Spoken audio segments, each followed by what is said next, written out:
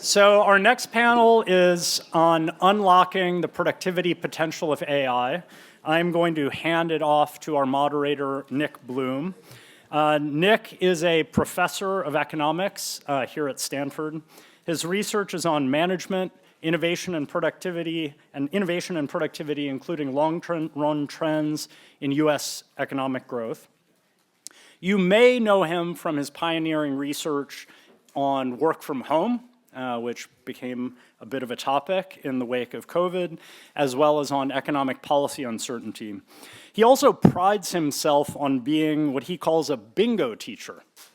That does not mean he teaches bingo, but rather that he is taught across the full spectrum of Stanford's student population: undergrads, PhDs, MBAs, executive education, JDs, and master's students in his 20 years at Stanford. So Nick, the floor is yours. Thank you very much. As you say, we have three fantastic speakers. The way we're going to set it up is each of the speakers is going to talk for about 5 minutes. We're then going to go to a moderated Q&A, and then I'll open it up for questions. So first up, Lorraine Bardeen, who is the lead of AI strategy and transformation at Microsoft Customer and Partner Support. So, Lorraine, would you like to go up and speak? And then I'll hand on, and we'll have Neil and then Dwarak afterwards. Thank you. Hi, everyone. So first of all, thanks for the invite. I feel like allowing the merchant class into this forum is super fun. I was soaking. I was like, okay, the themes are all the same, right? But the way that we're tackling these same themes are so different, and I'm going to be staying the whole day and just absorbing and thinking. What I'm here to do is talk to you about how we are seeing these same themes playing out in real time at companies around the world. So as Nick said, I head up AI transformation for our commercial side of Microsoft, which means I'm not working on Xbox AI transformation. I'm working on what we do with all of our customers and partners around the world.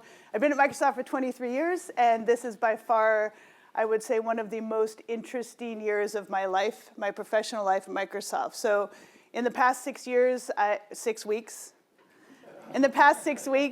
I've been in Munich twice, Stockholm, Malmo, Sweden, Chicago, New York City, all working with CEOs and a couple other people in the room of major global companies trying to figure this out. I'm going to tell you what this is in a minute. So what they're embarking on right now is rebuilding their entire company. Are they embarking on rebuilding their company to get rid of people? No, they are not. So spoiler alert, on the previous 2 sessions, the motivation of these executives, and these are huge companies, healthcare, manufacturing, devices, some of them included their CHRO leaders who are driving a huge amount of innovation right now in workforce strategy and transformation. What they're trying to figure out is how to become a frontier firm and what that's going to mean for their company. There's a couple years of data now in terms of frontier firm behavior, but there's only about 1 year of high quality agents effectively performing tasks in workplaces. So let me describe what you're looking at, because you've been staring at it. It looks sort of like a bunch of little widgets. What we're finding in Microsoft, in what we're coaching these executive teams through and helping them through, is that every organization in every industry in every region with access to electricity, connectivity, and skilled workforce are going to have these 3 patterns in parallel. Pattern 1 we're really familiar with. I'm going to ask the autonomous car question, but differently. Has anyone ever used ChatGPT, Copilot, Gemini, anything like that? Anyone ever? Okay. So we are more or less, for those of us who have access to those 3 things I mentioned, universally familiar with pattern 1, human with assistant. I would just say inside of Microsoft, every single person uses Copilot, which is our version, every single day to amplify and augment what they do. Pattern 2, every single team at Microsoft and many, many companies are integrated human and agent teams. Every single team. And so when I say every single team, I mean the HR organizations, the finance organizations, the manufacturing, the engineering organizations. where humans and agents are collaborating in the augmentation pattern you saw before. And then finally, I would say 3 of our divisions have entirely autonomous agent-run workflows or departments. And this is an interesting upside for areas where you need to massively augment your workforce. It's not that you want to get rid of the people, it's that you want to make more revenue or expand and serve more customers. I'll give you one example, and then I'll sit down. The one example here, we have an autonomous sales agent that works 24/7 and responds to digital leads for small businesses that our workforce would never get to. So it's someone who said, I'm interested in this product, and they will never hear from a human ever, ever. And so now they will get an email or a text or whatever they said they preferred saying, hey, it looks like you're interested in learning a little bit more about like how you can build for free on Foundry with, to build agents, stuff like that. The sales agent autonomously does the entire workflow, records the lead, puts the documentation into our CRM system, and then records the revenue. And so we have entirely autonomous agentic territories. Anyway, this pattern, my last point here, every organization that we're working with is somewhere on this path right now. And I think it can underlie some of the policy and some of the really interesting workforce issues we were talking about before. Great. OK, thanks very much, Lorraine. So I'm going to come back with some Q&A, but next up I have Neil Ashe, who is the CEO of Acuity, which is an industrial technology company. So, Neil, why do you Great. Do you mind if I sit down? This go chair ahead. is so darn comfortable. So to pick up where Lorraine left off, we are, I guess, are one of those real companies. So we're a Fortune 600-ish company that we make basically everything. We make and control everything you see, feel, and hear in this building, actually in this building. So the lights, the speakers, the temperature control, those sorts of things. And I've done this before in a couple of other settings. And I really want to leave you with kind of 3 points as we start off. So the first is these technology transformations all follow a similar pattern, which is that the impact is generally overestimated in the short term and underestimated in the long term. And so that gap is real. So the second point that I wanted to make, and in this case, or rather the first to finish that point, is that in this case, interestingly, the technology is not the hard part. It's the changing the company part that's the hard part. So the second point I wanted to make on this is that the benefits of the productivity of this technology transformation are not going to be evenly distributed. So there will be haves and have-nots. There will be companies that have the ability, the scale, and the resources to build their own AI stacks and to do things with those.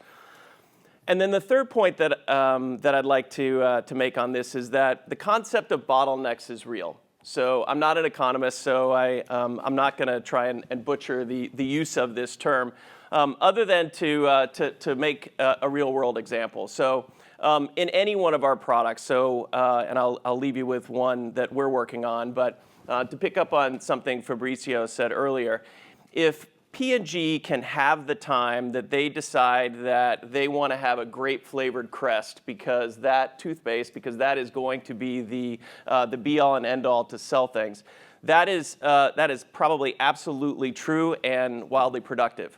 But there's only so much space on the shelf at Walmart. So these bottlenecks can be micro or they can be the macro, but it really is about the change. And so in summary, that is the hard part. The hard part is the change. The hard part is the impact of the change. And no one changes because they want to.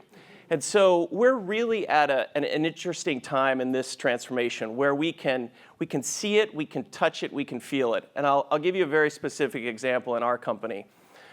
We had been working on a foundational piece of one of our core processes around product development. And we have hardware, software combined. So this is not software coding. And we're pretty good at it, but we really needed to overhaul it. And required all of our engineers to participate, and we required outside resources to do it. And we were working hard at it. It was going to take us somewhere between 3 and 10 years to get through the entire portfolio. We solved it agentically in 30 days. Now, that's the good news. The challenging part then is we have to reinvent the entire process to realize the benefits of that change. And I think that's a microcosm of what the possibility is, which we can see, touch, and feel, and the reality of when that turns into productivity and gain for our company. Fantastic. Thanks very much. And then last, Dwarak Rajagopal, who is the Vice President of AI Engineering and Research at Snowflake, which is a data cloud and analysis company. Yeah, great to be here. Just a quick kind of overview of like what Snowflake does is basically it's an AI data cloud company. The goal is to have data from ingestion to kind of insights being within the same platform. And we kind of work closely with a lot of enterprise companies which actually put their data, trust us in terms of governing and things like that. And some of the experiments and some of the things that we hear a lot about AI being productive, especially it's very easy to start with like a POC, get AI working well, and then from there, how do we go from POC to production is a whole different story.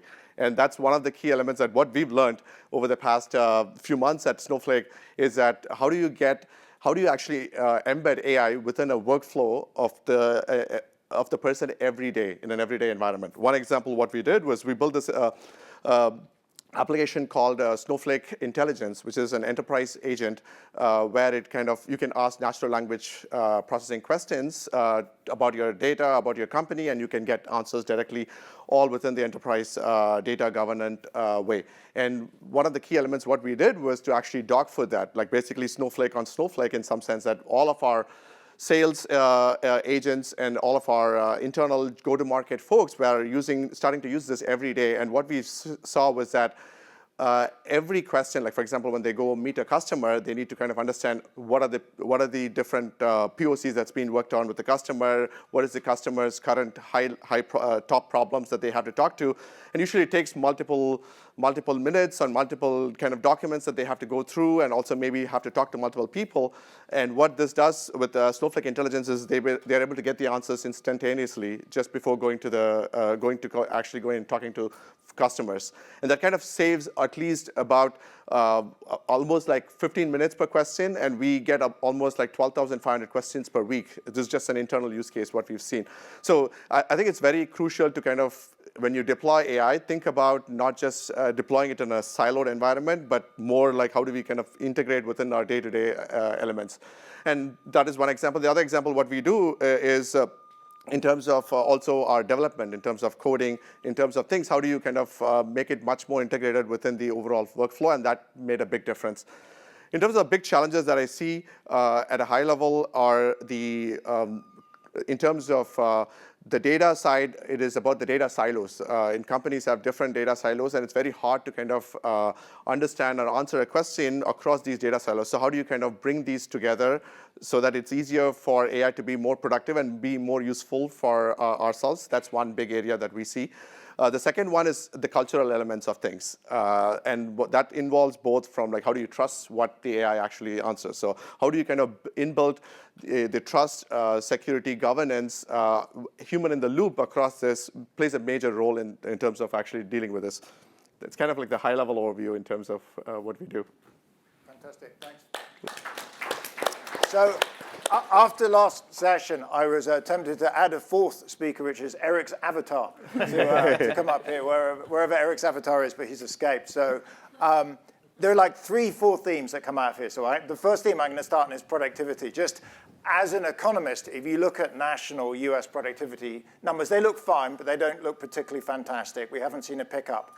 I've surveyed about 1,000 firms in the US and a couple of thousand in the UK. They're very positive looking forwards, but looking back, they claim as of yet AI hasn't seen large impacts on productivity. So I'll start with Dwarak, which is in terms of for Snowflake, I know we talked about you've seen some impressive pilots. In terms of taking pilots into larger scale, what are some of the challenges and what are some of the advice you've seen out? Yeah, the biggest is how do we kind of, the data is like everywhere within an enterprise usually. And usually if you want to solve a question or an answer, the pilots work well within one data domain. But oftentimes in real life, in the real world, humans need information from multiple different areas, multiple different interdisciplinary kind of areas. So how do you kind of bring all of these in a way that is both secure and governance? And that's going to be very critical in terms of thinking about how that comes. And one of the key elements that I think we need to think about is when we talk about governance, not every data needs to be accessible to everyone within the organization. So how do you kind of bring that information much more closer to the AI so that the information that you get answers need to be kind of mindful of that. And so that's one big area. The other one is in terms of the cultural parts, how do you kind of empower your organization to be able to use AI to kind of augment what they do? And that comes from, I think, starting from every one of them, one of the leaders, every one of the folks within the company to kind of use that in everyday life. And that's kind of like the key elements that what we see as a big differentiation on going from just being pilots to actually across scale enterprise way to use them. It's interesting because we heard earlier about kind of the human factor. And so there's another kind of refrain we were talking about earlier that comes up a lot, is this concept of the J curve. So I think, Eric's done a lot of work, and many other people. If you look at old technologies like the steam engine, the electric motor, the computer, the internet, et cetera, they take a while to have an effect. And the J curve, the idea is initially they're actually negative because you have to reorganize organizations, and it takes 3 to 5 years. AI may be different. I don't know. There's a lot of this, it's not clear, but it would have to be rapidly faster, the impact. One thing I heard you mention was the organizational structure. The other thing that's kind of interesting is data security. Is that a big issue? How much does that affect? That is going to be like one of the biggest issue and bottlenecks in terms of, like, for example, if you want to, if you have an agent, internal agent, and you want to kind of be able to ask your compensation or your personal thing, and you want that agent to kind of talk to you about that and give you answers, but you don't want to ask your peers or your boss, for example. And so how do you kind of make sure that the governance actually matters and the security matters is like very critical. The other thing also with the advent of like the agents, where they not just actually give you answers, but also take actions. So from that perspective, how do you make sure that they take actions in a way that is kind of secure, in a way that they do it on your behalf, in a sense? Are they having the same role as what you have versus everyone within the company? So these are very hard problems to solve, and it's like super important to kind of deeply, and there are nuanced answers in many of these situations, and it's like super important to kind of think from a platform perspective, think from how do we kind of rely on the platform to kind of push these things instead of doing one-off cases. That's going to be another important area as well. I would just add that it's not necessarily a hard problem, it's an important problem. So AI exposes how solid and rigorous or how weak your data security was. Right. So every company should have a robust data security system in place already, and if they didn't, then it becomes a hard last-minute scramble, right? Absolutely. But I would imagine in Snowflake and in Acuity, you're able to jump in and start activating very quickly because that was a core part of how you build your entire tech stack. And so it's important and it's urgent, but it's more of it's a way to expose where we have either cultural challenges in agility and curiosity and change, or data security challenges and data fragmentation challenges. It's a great point. Just to build on that, I remember in 2020, people were panicked when there was the lockdown, that all these laptops and computers were going home. It's like there's going to be a hackathon. This is going to be a disaster. And in fact, it really didn't come to pass. And it was, there were a few flaws that were exposed, but pretty rapidly people tightened up. Neil, it's good. You were talking about bottlenecks. Building on the discussion, what are some of the bottlenecks in terms of rolling out AI you've seen at Acuity and in customers? So I think one of the interesting challenges we're all going to have is the point you made first of we all have a friend named C5 or Gemini that we can interact with, and so that in a way has maybe shallowed the J curve for the introductory element of kind of where we can go with this, which is incredibly exciting. But the next stage of this is, okay, so where do we go with this? Right. We can't really point any one of those friends, an LLM at Acuity, and say, make Acuity more productive. That's not the way it works.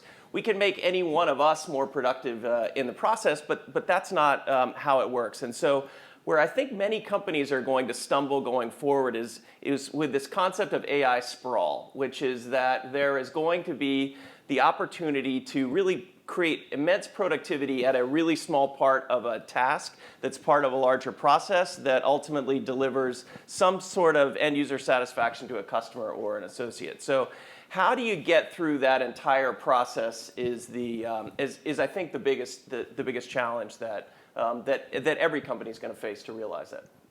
So another theme I want to raise, so there's the productivity theme, which is a big point. We've kind of been through that. The second theme is inequality.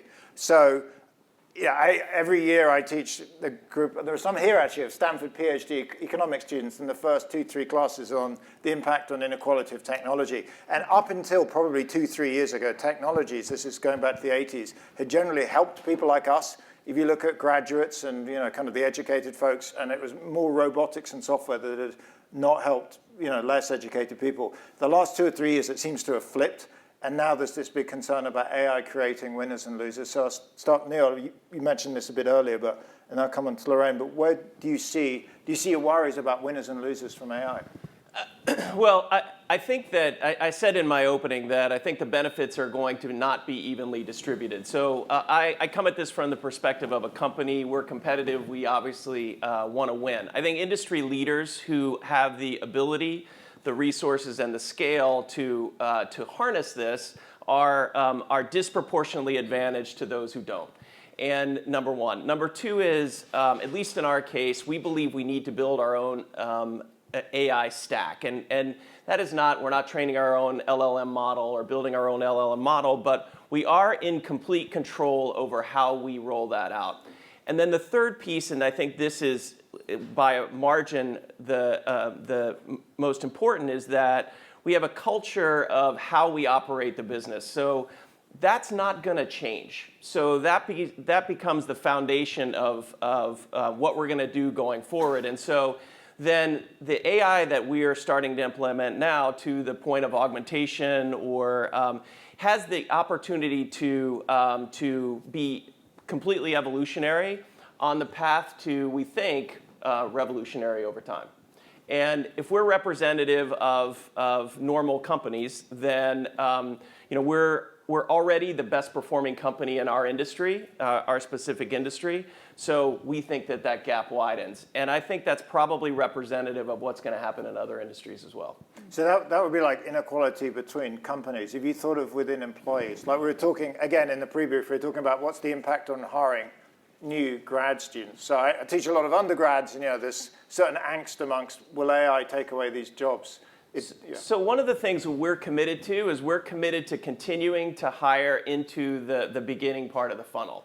So you saw the stats in Eric's presentation about the disproportionate impact on the 20-somethings, and it's anecdotally you hear consistently about, oh, we won't need the first 2-year analyst program because clearly that's the part that can most easily be replaced by the LLM, which is probably true. But we focus a lot on if information is free, then human connectivity and judgment become that much more valuable. And if judgment is the intersection of ability, opportunity, and experience, how do we create those opportunities so that these individuals can have experiences so that they're in a position to supervise, fill in the blank, other people, agents, some combination of those going forward? Yeah, my thought on replacement was when Eric was talking about his avatar. I was like, well, the avatar's replacing the discussion with students. At some point, the avatar's up there on class, on lecturing, and then, next point, the avatar's writing your papers. And then, where do we I was kind of like nervous at what point. Yeah, I hope the avatar's coming for me. Like, that'll lead to my retirement early. Yeah, I don't know how far down that line. So, Lorraine, you also had some thoughts on like the impact on winners and losers of AI. Yeah, and there's so many directions we could go in this conversation within company, within workforce, and then globally. I will say really quickly, the reason I've been at Microsoft for so long is I do like working in a company where, while it's absolutely participating in and competing in a capitalist economy, it's also focused on empowerment. The mission is to empower every person in every organization. The previous mission was a PC on every desk and in every home, and the word "every" is core to Microsoft's competitive position. in order to make the word every, in effect, you have to have diffusion of technology. And so we're obsessed with diffusion of technology, and we're obsessed with local surplus of any area, country in which we operate. So globally, we're super concerned about inequality of access to the benefits of AI. So that's where I talked earlier, like you have to have electricity, you have to have access to compute, you have to have a digitally skilled population. And interestingly, like I think we published a recent diffusion report, some of the highest diffusion of AI are in areas that don't necessarily have data centers or home-crafted LLMs, but like Singapore and UAE and Norway, because there's a lot of access to digital skilling for the population. So that's sort of the global point. The workforce point, I think just echoing really what Neil said, what we're finding at Microsoft and many companies is that there's no problem with the early career folks at all. They are more than ready not only to jump into any challenge, but also to be agent bosses, to manage, to create, manage, and prioritize work across multiple different types of AI systems. Where we are working the hardest on re-education as the hiring managers, right? And working on sort of more the sort of middle career folks and really skilling and enabling them and helping them think differently about what does an early career person do. Because it's that level of an organization who are thinking, oh no, I don't need this new hire anymore. Well, really, what if they're able to run the entire department and you're able to expand the customers you can serve, the problems you can solve, et cetera. So that's another element of the inequality. And then within how Microsoft operates, we have a sort of commitment to put a percentage of profit onto global skilling and communities of challenge. Like we have communities including labor unions and teachers and students and nonprofits. And so we have a commitment to skill 20 million workers across vocational and education, K-12 and advanced education over the next 2 years. So we put a lot of our energy into creating that skilling content and deploying it globally. Yeah, go ahead. So I was going to add like one other example in terms of like the AI, like equality. I'm an engineer, so from a software engineering perspective, if you think about how software engineering used to work, like 50 years ago, 60 years ago, this started with like punch cards. Those are like the original software engineers in some sense. Then it came to assembly language where people actually write, and there's only a small set of people who will be able to do it. Then came the high level, like the languages like C++, and there was like a little bit more population that were able to actually access. And with AI, I do see that the more and more you could use natural language to go and like access these things. And so I do think of this as a very positive way to kind of being democratize usage of computers to more population in the world. And so that is going to be a pretty interesting thing as well. No, it's a great point. Talking to the undergrads here, it's kind of shifted. It's not reduced or increased, but shifted the demand for like CS classes because the basic coding skills are less valuable, but the high-level architecture skills, a lot of the social skills in terms of kind of organizing things, working with others become more valuable. I was actually going to tilt to something else I've seen, which is building on what Eric said. Teaching with AI is changing a lot. So if you go back 20 years, it was kind of, you teach and then there'd be an exam at the end and midterms and, people would stay up all night before the midterm, pass the midterm, come to the end of class. Now, and we'd also have problem sets, but now it's very hard to assess, certainly problem sets, because it's mostly done by, it can be mostly done by AI. And I'm not against that, and it's the way the world is going to work, but it does shift towards much more in-class participation, evaluating on that, evaluating discussions, and it's changed very much of what we've been teaching people. Lorraine, you were talking earlier about how it's affected training as well. So do you want to talk internally in Microsoft? Do you want to Yeah, I'll just say, like, I showed that chart, right? And so internally, the expectation is that you are constantly using the tools that are provided to you to be more effective. The expectation is the opposite of don't cheat using AI. It's like the exact 180-degree opposite. So it would be very weird. Like, we understand, I know for every single part of Microsoft exactly what percentage of people are using Copilot every day, and I report right back out to them, oh, guess what? This cohort of sellers in Germany have 44% higher revenue per head because they're using Copilot 97% of days. correlation like that is super interesting. Other people learn from that, and they're like, oh, they're being much more effective at the thing I'm measured on. Revenue per head is easy to measure, but there's a lot of other outcomes, like our ability to provide high-quality customer service, or et cetera. So one thing is just measuring, paying attention to diffusion inside of the company. But the human agent team part, just to give some very practical examples, some of you may have seen the sort of provocative Shopify memo like a year ago that you have to prove that you can't do something with AI. That's very much a normal cultural element inside companies that are operating this way, like Microsoft. So, for example, twice a year, everyone does a check-in on their priorities. And like at least in the division that I have, everyone talks about which agents are going to build that section and what have been the results of the agents that they built in the last 6 months. This doesn't mean that everyone's going to build good agents, as you well know. It is culturally about feeling like you are in control of this change, like you have a role to play, like you are part of the creators of how we're going to change everything we do, and that it's an optimistic, career accretive thing to do.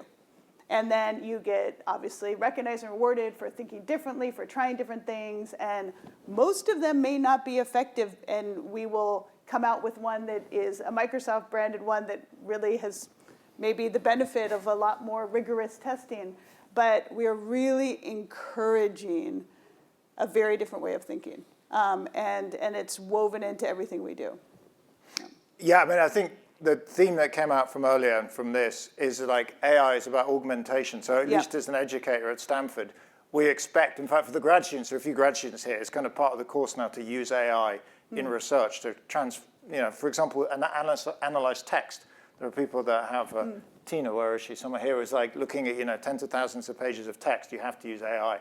And so I think the future is, you're going to use it, actually just use it well and we'll assess you on it. Final point before I go to Q&A is in the pre-meet, we were discussing a trend I've seen. I've been at Stanford for 20 years, and recently it seems like there's a lot of the undergrads, more so even than the grads, that are starting up their own companies. So there's 3 of them that I know that before graduating have raised multiple millions of dollars from VCs for some AI startup, have disappeared off. I don't know if they'll ever see them come back again, but they've not graduated. I don't know what I think about it, but I was mentioning it to Dwarak, and you had some thought on AI. Yeah, why don't you just say what your experience? Yeah, I mean, I think what AI brings is that it brings the kind of the bar to kind of do things, start things much more easier, and so the level of things that you need to have, the number of people that you need to start with is much easier, and so I do expect there's a lot of startups coming up. I think the big question is like once there's a 0 to 1, how do you scale those things? And that's kind of like the challenge that usually, and that is where it is key to kind of think about how AI will help more in a everyday kind of way, so that it can actually scale both like time rather than like the number of people in some sense as well. So the way I think about AI, what we see is that instead of a person able to do a few things, they could do a lot more things with AI. So it kind of increases the scalability of like how they can do with respect to time.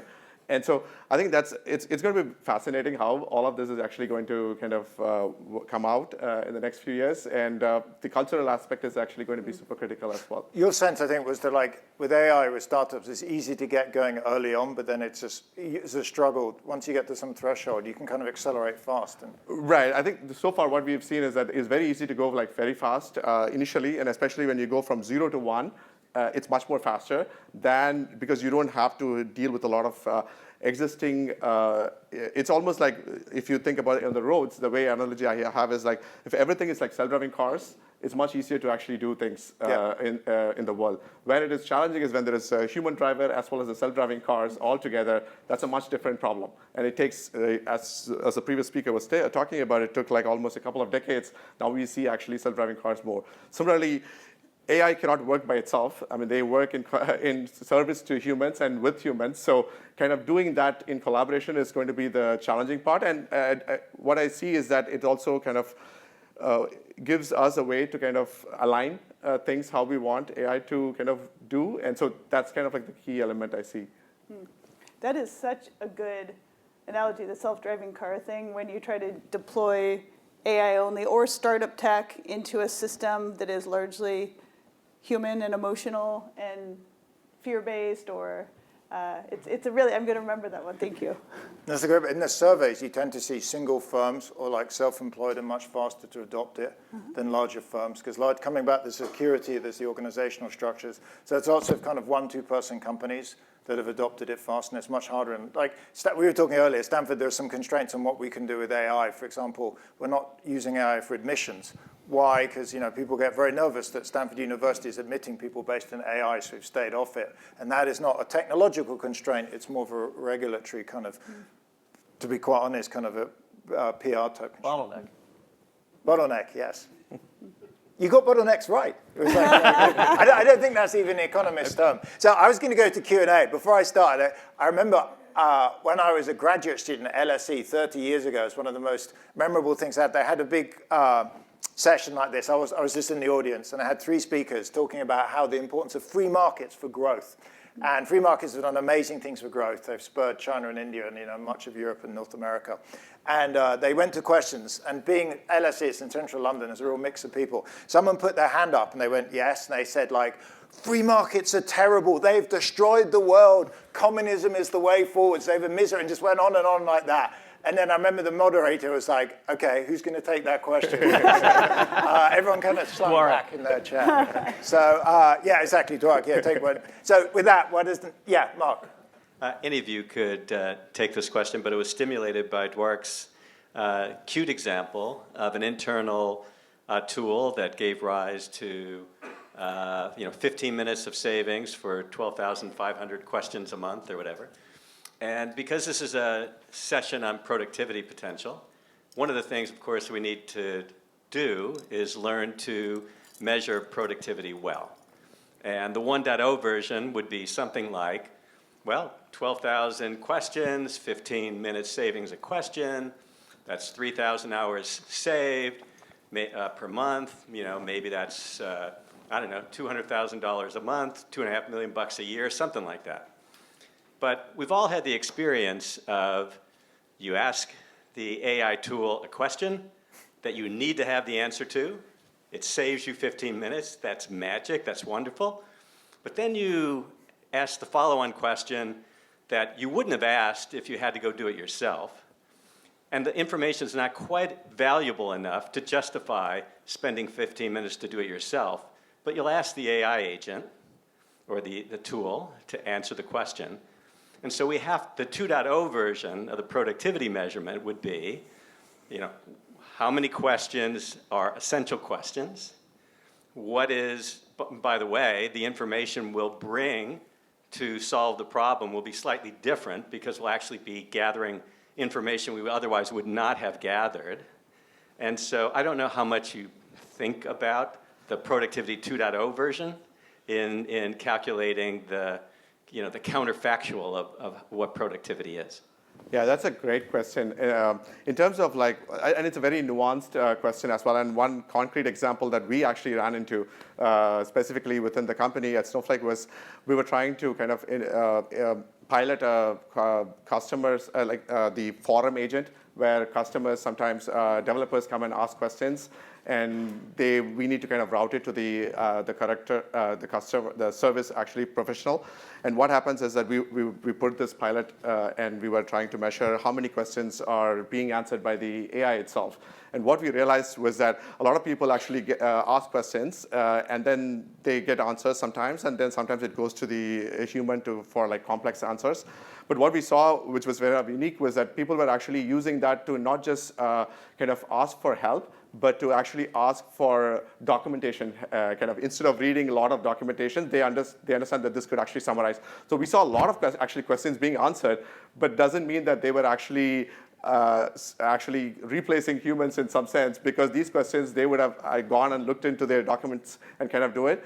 And so that was kind of a very interesting way. How do you measure? And it's important to kind of measure both the productivity gain for the immediate things, but also what are the other side effect improvements that is being actually happening. So it's a great example. Yeah, I just want to add on to that. For exactly the reasons you said, we do not any longer set any targets or measurements for time saved.